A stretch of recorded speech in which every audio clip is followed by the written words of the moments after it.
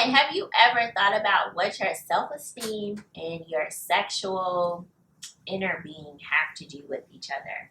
We're going to talk about it today with a very special guest on the Prude's Guide to Intimacy. Right there.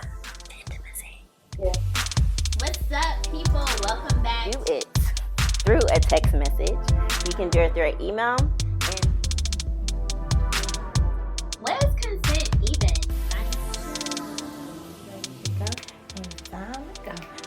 Ready to go. Okay. Hey.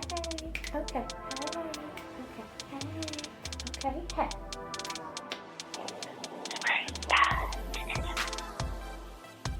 Welcome back to the Prude's Guide to Intimacy. For those of you who don't know me, I am Amanda, and today we have a very special guest with us today. This is Amie Gaskin of Refined Vision. She is a licensed marriage and family therapist. Amie, would you like to tell the people a little bit about yourself and what you do? Hello, Prude fans. I'm so happy to be here. So thank you, Amanda. So I'm Amie Gaskin. I am a licensed marriage and family therapist. I specialize in anxiety and self-esteem exploration. So this is the perfect topic for you guys to tune in and get a little bit of tips from me and Miss Amanda. Okay, so as you heard Amie say, she specializes in self-esteem development. So what we're actually going to talk about today is a mix of what we both do. So I'm the sexual piece, she's the self-esteem piece. So today we're going to talk about sexual self-esteem. All right, so let's just jump into it. Please, You ready? Okay, so why is it important for us to think about how our self-esteem relates to us as it relates to our partners? Okay, so first and foremost, self-esteem is so important because it's about our confidence and self-worth about ourselves. So when we look at three different levels of self-esteem, we have low, we have high, and we have inflated, okay? Oftentimes with low self-esteem, people are more susceptible to passive communication in their relationships. Okay. They might end up in more abusive situations. And then they also might be in those not only abusive situations, but also relationships. Okay. So when we think about high self-esteem, we're thinking about a balance somewhere in the middle. This person is more accepting of themselves, more accepting of their values. And if they've gone through this process of trying to maintain their high self-esteem, this shows up in their relationships. And they are looking to reciprocate a level of respect in their relationship. So that's very, very important. We want them to be in more secure connections, okay? And then, sorry, the last one being with inflated. And this is where you might find someone with very, very, very high regard for themselves, but I'm trying to, keep it really. I just saw ego in really big letters. Okay. There we go. So, someone with that inflated ego in a relationship, they're gonna have this sense of entitlement within the relationship, not only just themselves. They're going to be less open to learning from their mistakes in their relationship, not only just outside with themselves. Okay. And then they won't be as open to accepting influence from their partner. And so here drives many issues, so to speak. Okay, so that makes a lot of sense, but I don't want to get ahead of myself. Okay, yes. So I have questions. I'm going to hold them right here. All right. Okay. So that's self-esteem. So I'm going to tell you what sexual self-esteem is. So when we look at the sexual self and we talk about self-esteem, what we're looking at is the evaluation of our own sexual appeal, our competence, so like what we know about sex and sexuality, our sexual behavior, and or our value as a sexual being, so as a sexual partner. So, like, when you just said, like, the inflated I'm not sexual, but inflated self-esteem, it made me think about partners. I'm not just going to say men. It made me think about partners who can't be guided in the bedroom because they feel like they know it all. Does that make sense? Yes, absolutely. That's that accept influence part that I'm hearing, where it's like, hey, I'm I have a high self-esteem, and I also want to tell you where to go and what to do. Right. And if you're not accepted and influenced, we're not being pleased. Okay. So let's go to the on the low end. Okay. So what was low again? Low is someone who is more susceptible to like passively communicating with their partner. Okay, so this might be the person who doesn't like, they don't like anything their partner does in the bedroom, and they never say anything. Please don't do. Please increase your self-esteem so you don't have to go through that motion. It's not satisfying to you, Right? And if you're in a relationship, both partners should seek to have some type of pleasure. Right. I agree. Okay. Yeah, I agree. And also, this person might be more likely to be passive aggressive about like not wanting sex, or they may say like little underhanded comments about their partner's like sexual, I guess they moves or whatever about what they don't do, instead of just coming out and say, look, I don't like when you do that. Yeah. Okay. So our middle person is kind of where we all want to be. That's where we want to be. Now, I always see like, especially when I explain to my clients, I think of a balance because I think we sway in life because situations happen, environment, things that we don't necessarily have a handle on or can control, but it can change the way we feel about ourselves. So I think it's somewhere in a range, but high is definitely in the middle. Okay, so all right, so we want to be to the point with our sexual self-esteem and our self-esteem where we feel comfortable enough to express ourselves. So what it sounds like, if they're in that middle area, not so much in the middle, but in that area, that they're more likely, because they're confident in themselves, they're more likely to communicate about the things they like and don't like in and outside of the bedroom. Right. Yeah. Okay. Absolutely. I think that's exactly where you want to be on both sides, for both partners, whether it's 1, 2, or however many partners are in this situation or in this relationship. You want to be able to articulate exactly what you like and what you need. But if you've done the work on the back end as the individual before you got into this relationship, that shouldn't be so much of an issue, because you're coming into there more assertive, not aggressive, but assertive about what you like, what you don't like. And just for everybody to know, like when she says assertive and not aggressive, being assertive means just being able to speak up about what you want instead of like, give it to me, right?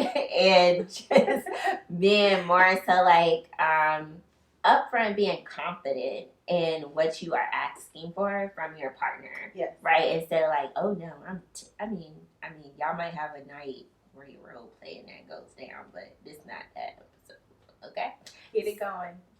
Do what you gotta do. We ain't judging, but my hope, like what the Prude Guide to Intimacy is all about, helping women in particular build their assertiveness in the bedroom. And I know that starts with their self-esteem around sex and their knowledge. Absolutely. And just being able to be assertive and speak up. Yeah. Okay, so where have you seen this? Have you seen anything like this in your practice? Yes, I have. I think that where it shows up is oftentimes where I've seen it with women, and when it comes to a matter of safety, and them just kind of feeling safe in their relationship to talk about their sexual wants, their sexual needs. Also, I think that providing the space for your sexual self-esteem to grow and allowing your partner to do that same thing. Sometimes that can cause a conflict within the relationship, because one person is like, nah, this is as far as it can go for us. And this other person in the relationship is looking to explore more because they are becoming more assertive. Assertive. Or for one example is that someone that in their past was going through illnesses, and they've come over it, and so now their self-esteem has started to increase. They're more confident about their body, they're more confident about who they are, and they've made it through this tough journey, and then they're like, okay, sex, I want to try some other things now. I want to, like, I feel sexy now, or I'm more confident about being assertive in the bedroom, and Right. then now that I've made this shift, my partner isn't necessarily comfortable with it, Yeah. or they don't know how to receive that. Yeah, and as we know, being therapists, people Yeah. they like when the system is in chaos. Right. They act like they don't like it, but Yeah. it's like when that person gets better in Right. a sense, it's like the system don't know how to act. Yes.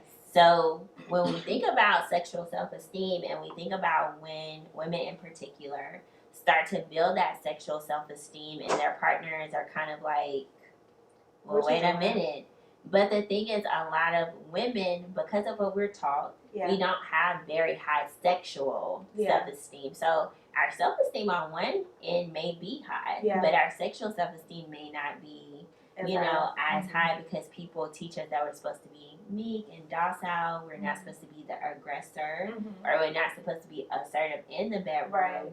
So when we do, it's a surprise. Yeah. I think it's also interesting that when we're just talking about as far as women, right?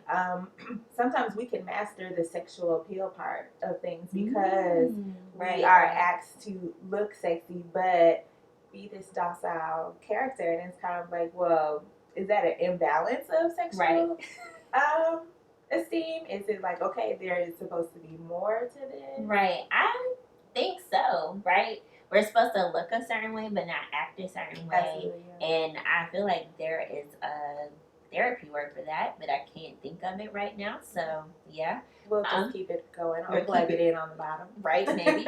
So, but I'm thinking it causes an internal conflict. Yeah. That's what I'm thinking of, because it's like, okay, you want me to dress sexy and you want me to look sexy, right? But at the same time, you're telling me that I'm not supposed to be assertive and vocal about what I want in the bedroom, which can lead to that low sexual self-esteem. You know. So yeah. So Amie, do you have anything else to add? I'm so glad that we had this conversation. Yes. I've been wanting her to be on the Prude's Guide to Intimacy since we started, and for those of you who don't know this, it's one of my best friends. Okay. We need a little tick right there. Okay. So, Amie, is there anything that you would like to add to this conversation that we didn't touch on? I would add that, and this is something I always push, is that esteem is a process. It is an ongoing process, and it's one you have to be open to. Open to seeing where there is a lag, and open to see where your strengths are in your esteem, whether that's yourself, whether it's the sexual self-esteem. It's so important to take a look at this process and really dive into it. It makes you a better person, and then it makes you a better person in your relationship, because you are going to look for those same things in your partner. You might even push your partner to do the same thing and allow them to grow their own esteem, so that when they come back to you, you guys are in a more bonded and secure connection, and that's what you want, right? That's how you want to be able to show up. Right. So you can see Amie to build your personal self-esteem, and then you come see me to help build your sexual self-esteem, and that's just how that works. Okay. So Amie, tell people where they can find you on social media, on the internet, and what you have coming up and going on. Awesome. So thank you again for having me. It's so awesome to be in front of the camera with you. Okay, you're doing a great job. I really love it.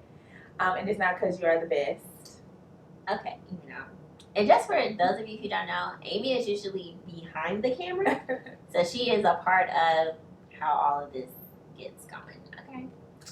So you can find me on Instagram under refinedvision_. You can also find me at www.refinedvisiontherapy.com.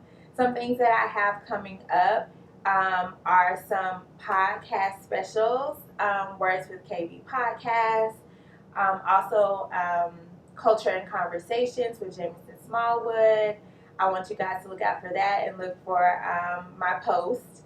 And as far as that, I'll have some other things in the making, but you'll find out those things soon. So follow me and see what's up.